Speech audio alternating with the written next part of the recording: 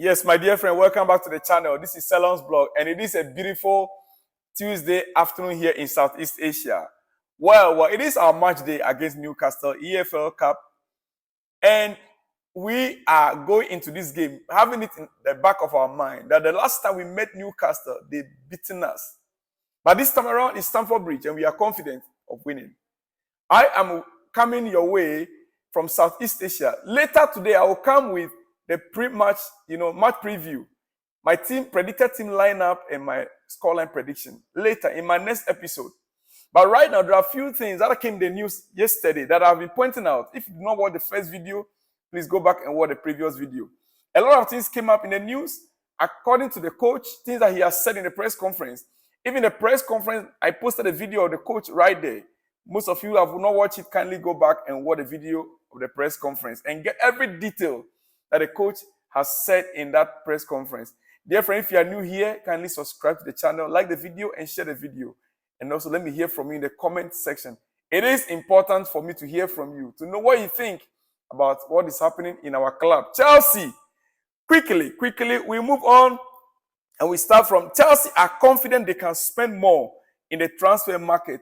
We are going to spend more in the transfer market. Listen, it has been said in the news, I think a few days ago, we got the information that the plan of these new owners, they actually plan to spend in 4 transfer windows. 4 transfer windows. Yes, meaning that we've already spent in 2 transfer windows, last summer and this last January and the last summer. Now, the 3rd transfer window is going to be this January. Then the 4th one will be the next summer. So in the building process, right now, they plan that they're going to spend in 4 transfer windows to build a club, to build a team. But the question is, are they going to be spending on 16 years, 17 years, 18 years players, or they're going to be spending on 24, 25, 26 experienced players? That is the question we need to be asking. Now, we are being told again that Chelsea are confident they can spend more in the transfer market and still stay within financial fair play rules, despite spending over 1 billion on new players under owners Todd Boehly and Clearlake Capital. But they may look to sell some homegrown players to give them more room to maneuver, including Trevor Chalobah, Ian Maatsen, and Malang Sarr. And the list did not just end here. The previous video I stated clearly they are in the market to sell Conor Gallagher. In fact, it's about 60-70% possibility that Gallagher might be sold in January. My dear friend, what do you think? Yes, we can sell some of these players. For instance, Trevor Chalobah, yes. Malang Sarr, it's been so long, he needs to go. Ian Maatsen, I'm not sure if we need to sell him because he is a good player. He is a good player, a good left back. The only thing that Poch is not using some of the players at their rightful positions. I would have loved him to stay, just like Conor Gallagher. But because they want to balance the books, FFP regulations is very simple. You have to make sure you are making profit. Your profit margin must equal your losses. You are buying, you have to be selling. Your books must be balanced, very well balanced. You can't continue. Football clubs are not permitted to be making losses. They are supposed to be making marginal profits. Marginal profits. You understand it? Then your tax also must be accurate. So when they are talking about FFP, if you have £1 billion as profit, you can buy players up to about 900 million, sorry. If you have 1 billion profit, you can buy players up to about 900 million. That is all that it means. So as they are selling, as we continue to sell homegrown players, we are balancing our books. We are getting more money. So we can now spend. That is all that it means. Well, this is coming from Niza Kinzala. He is an insider. So every news that he comes up with, there's a legitimacy in that. All right? Okay. Tonight's game, we should be expecting Christopher Nkuku to participate, as the coach has said. At least 10 minutes 15 minutes, 20 minutes. He said 20 minutes, hopefully. In the second half, Christopher Nkuku might come in the second half. And he gave reasons why he did not use him or he did not play Christopher Nkuku in our last game. He said when the team is winning 2-0 up, 2-0 up, there was no need to risk Christopher. When the team was already winning, there was no need to risk him. That is the explanation he gave. And it's the reason why he didn't use him last Saturday. The team was already winning the second half.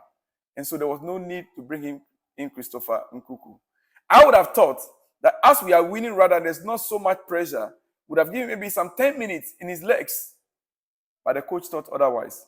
So tonight's game, Chelsea, we should be watchful and watching and looking out for Christopher Nkuku in the last 20 minutes of the game. In the last 20 minutes of the game. All right. To other news. Jose Mourinho, the most ridiculous one. Jose has been in the news on Mikel Obi-Wan podcast. Jose, our own Jose. Yeah, I know we are waiting, we are hoping and wishing that Jose will come back to Chelsea. Yeah, his contract with AS Roma is about to come to an end. And there's no renewal of this contract yet. And he himself said if he's leaving Roma, it will not be his fault. It will not be his fault. He did quite well with them, with Roma. And he spoke at length on Obi-Wan podcast. This is one of the things he said, Jose Mourinho said the most ridiculous one, the club who has an empty trophy room, sacks me 2 days before a final. Which club is that, you think? Tottenham Hotspur. Tottenham never won 50 years ago. I don't remember anyway. I'm 2 days before a final and I couldn't do a final. Now, I am in AS Roma after that. Different profile of club and ambition. I'm enjoying it a lot. I love it here, according to Obi-Wan podcast from Jose Mourinho. Chelsea fans, you want to see Jose back? Let me know in the comments section. Yeah. He said he's loving it in AS Roma. One of the statements he made very clearly said he would have wished to stay in AS Roma. But as it stands right now, the contract is coming to an end. He loved the club and he would have wished to stay. But with the terms, Jose, he did well with them. 3 years, 3 seasons. First season, he won a league with them. He won a conference league trophy for them. Second season, he got to Europa Cup final. Now in the third season. And the finances there are not enough to propel Jose to achieve what he wants to achieve. Yeah. I believe it's one of the reasons why he himself, he's not so desperate for his contract to be renewed. Because if the owners are not able to provide what is needed for the club to get to that level that Jose wanted to get to, you better, move on.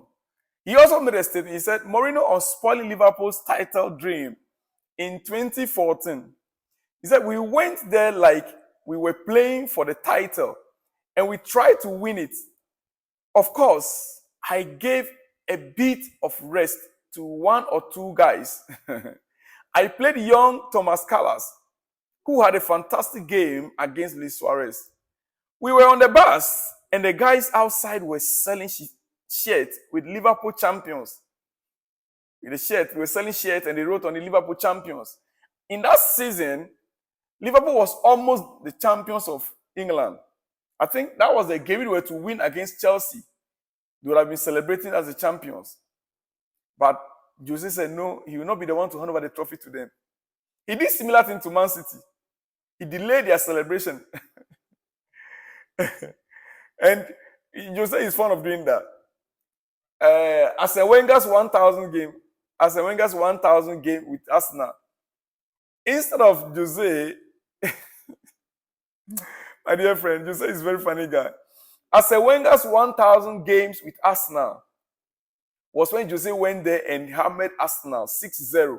6-0 to spoil Arsene Wenger's celebration. It's also on the record. So he said we were on the bus and the guys outside were selling shirts with Liverpool champions on. And you can't allow that as Chelsea. You can't allow that at Chelsea. We have pride. You can't do that to us as Chelsea. You are not yet the champions unless you will. We will not allow that. As Chelsea, this is what the Chelsea players that are playing in that team right now, including the manager, they must understand. Chelsea Football Club is a huge brand. We have a huge brand and we have ego. You know what we call ego and pride to protect. He said you can't allow that as Chelsea. We have not yet played a game. You put branded the t-shirt and you put in there, we are champions because you thought we were going to finish Chelsea and just carry the trophy and going. Story. He said you can't allow that as at Chelsea. You have to keep the marketing and the merchandise in a box. And Steve Gerrard, was the last person that deserved that to happen to them. But that is part of football. That in reality, we played so well and we won. To be honest, I also felt sorry for Brendan because I'm always supporting my friends. But on a match days, friends, they stay at home. On match days, friends, they stay at home. Yeah, you are my friend, you are a coach, and you're my friend. Once you get to the pitch of play, you become an opponent. Either I beat you or you beat me. So it becomes a serious game. My dear friend, let me leave you here. I will see you in the next one with my team prediction, my team lineup prediction in the next one with more exclusives. I'll see you when you see me. Shalom and peace.